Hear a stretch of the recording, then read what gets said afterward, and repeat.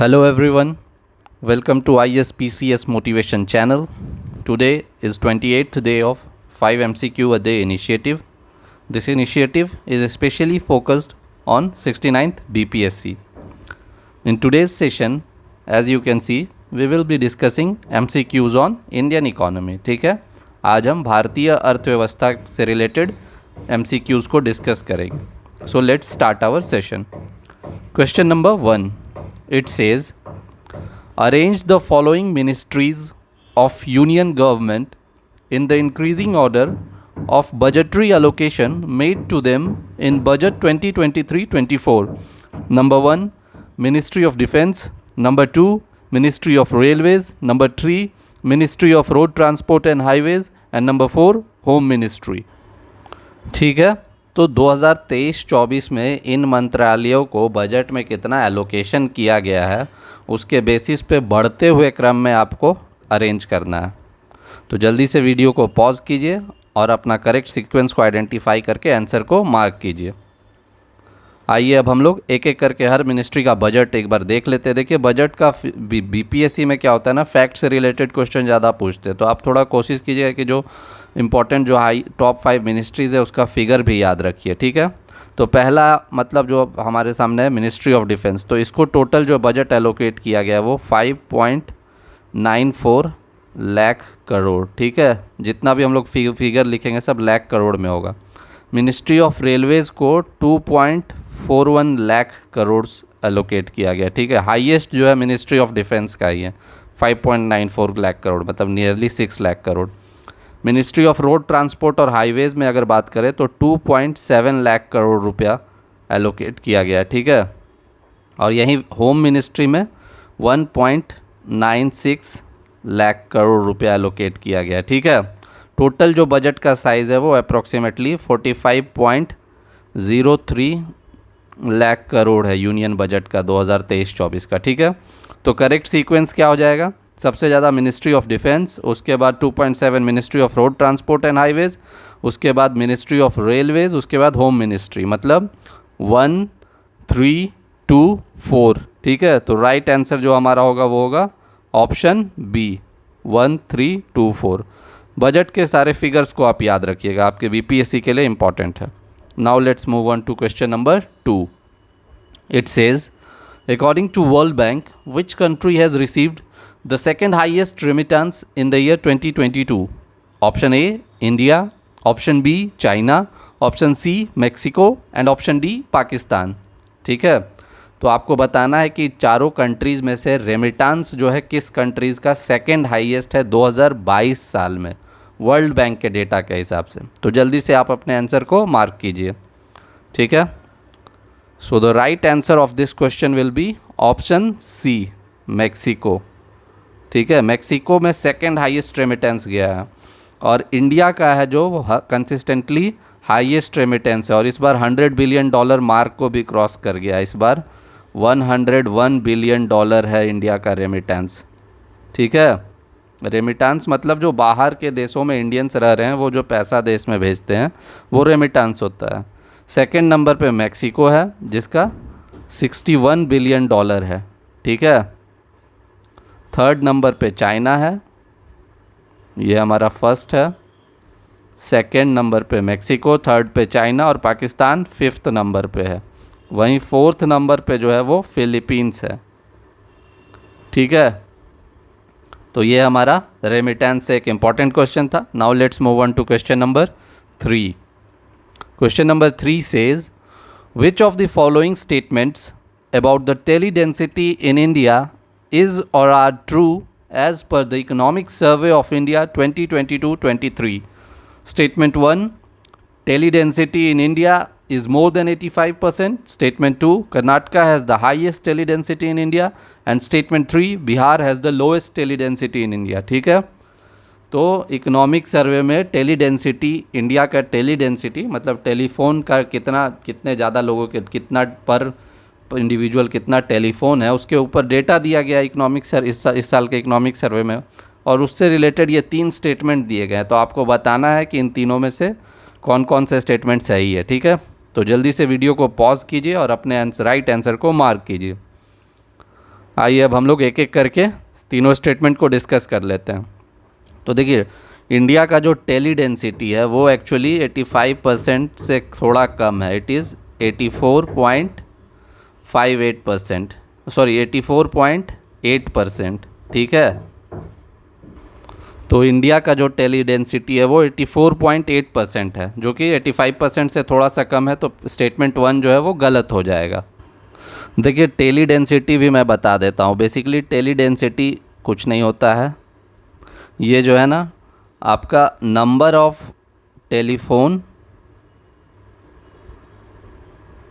By total population into 100, ठीक है। तो ये आपका टेली डेंसिटी हो जाता है। मान लो किसी एरिया में अगर 100 लोग हैं, वहाँ पे 80 लोग के पास फ़ोन है, तो वहाँ का टेली डेंसिटी 80% हो जाएगा, ठीक है।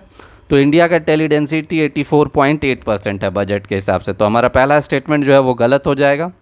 दूसरा स्टेटमेंट देखिए, जो बोलता है कि कर्नाटका का सबसे ज़्यादा टेली डेंसिटी है इंडिया में, ये भी स्टेटमेंट जो है ना गलत है। एक्चुअली गोवा का टेली डेंसिटी, सॉरी गोवा नहीं, दिल्ली का जो टेली डेंसिटी है वो हाईएस्ट है। इट इज़ 270%, ठीक है।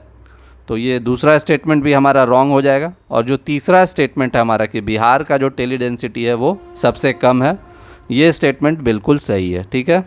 बिहार का टेली डेंसिटी जो है वो लोएस्ट है और इट इज़ अराउंड 55.4%, ठीक है। ये लोएस्ट टेली डेंसिटी है इंडिया का।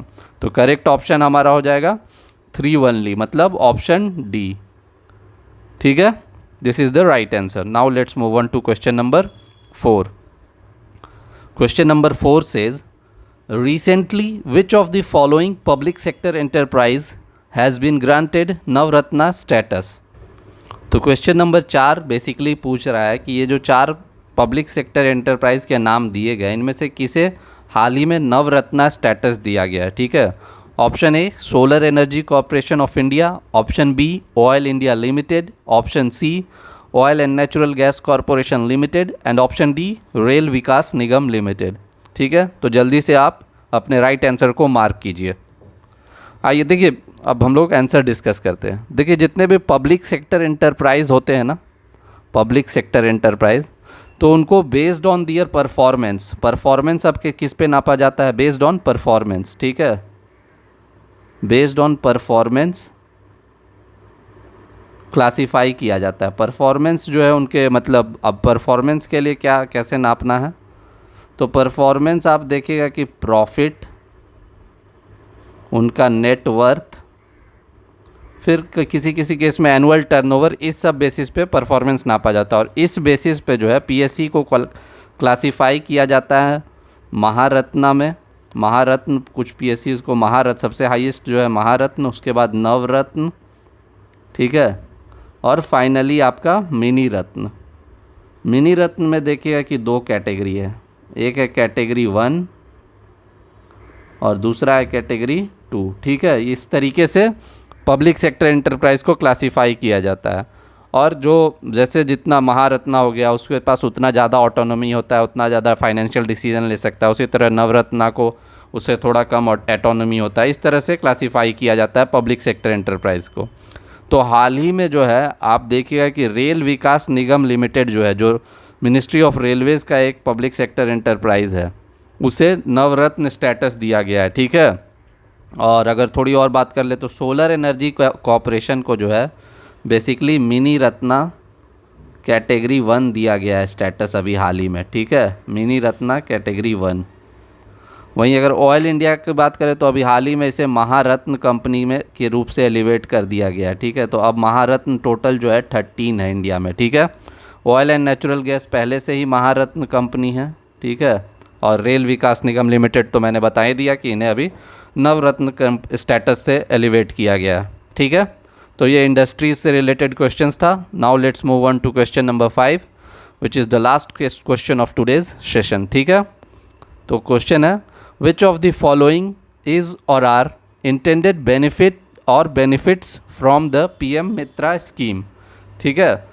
पीएम मित्रा स्कीम अभी हाल ही में लॉन्च किया गया है। आपको बताना है कि इसमें से कौन से उसके इंटेंडेड बेनिफिट्स हैं। Number 1 employment generation, number 2 attract investments in including FDI, निवेश को अट्रैक्ट करना। Number 3, reduce logistic cost of textile sector, logistic cost को घटाना टेक्सटाइल सेक्टर का। और नंबर 4, टेक्नोलॉजी इन्हांसमेंट। ठीक है, तो जल्दी से वीडियो को पॉज कीजिए और इसमें से आइडेंटिफाई कीजिए कि कौन कौन सा PM मित्रा स्कीम का जो है लाभ हम लोग इंटेंड कर रहे हैं और करेक्ट ऑप्शन को मार्क कीजिए। ठीक है, आइए अब हम लोग आंसर को डिस्कस कर लेते हैं।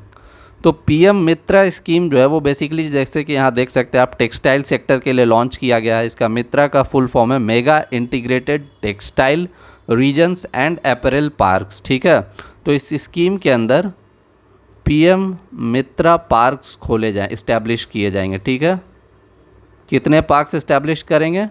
टोटल 7 पार्क्स इस्टेब्लिश होगा। ठीक है, 7 स्टेट्स में। ठीक है, आप स्टेट्स के भी लिस्ट देख लीजिएगा, अगर आपको जानना है तो मैं बता देता हूँ। तमिलनाडु, तेलंगाना, कर्नाटका, महाराष्ट्र, गुजरात, फिर मध्य प्रदेश और फिर UP। ये 7 स्टेट में जो है PM मित्रा पार्क्स खोले जाएंगे।